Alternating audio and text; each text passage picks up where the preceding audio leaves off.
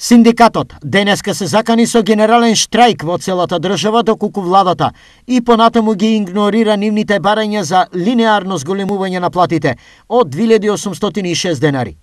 Причини за ова според синдикатот е отсуството на слуха од страна на владата за нивно барање на кое тие упорно инсистираат. Поради отсуство на преговарачкиот процес во делот за линеарно зголемување на платите од 2806 денара во нето износ од страна на владата, Советот како највисок орган во Сојузот на синдикати на Македонија одлучи првомајски протест. Значи, се трансформираме од првомајски марш во првомајски протест, каде што ќе го изразиме нашиот револ по остов на незголемување на останатите плати со порастот на минималната плата. На прашањето прецизно да објасни што значи генерален штрајк, Димовски изјави: Генерален штрајк е значи сите оние синдикати кои се организирани во Сојузот на синдикати на Македонија и онамо каде што ќе има членство ќе прекина со процесот на работа во работно време.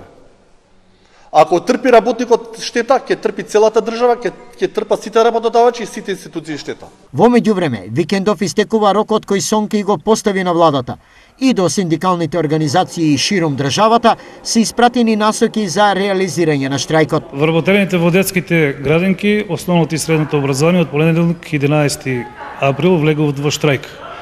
Штрајкот ќе се одвива со присуство на работните места на сите вработени, меѓутоа без извршување на работните задачи и без грижување на децата во детските градинки.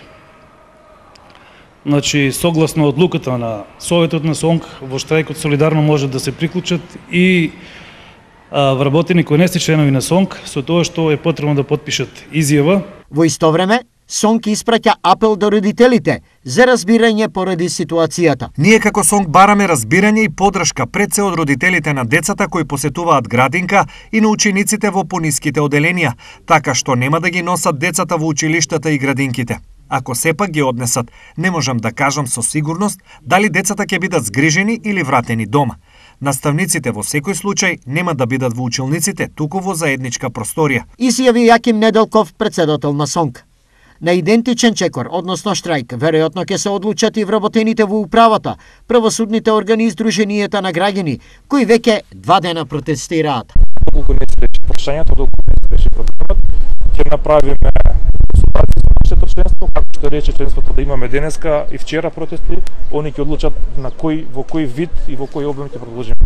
Спремни сме, значи, да ги спроведуваме и да ги следиме одлуките на УПОС кои ќе ги донесат највисоките органи и тела на синдикатот. Во обвинителските служби се уште има плати од 14.000 денари, па од тука и последниот повик до Министерот за правда од вработените.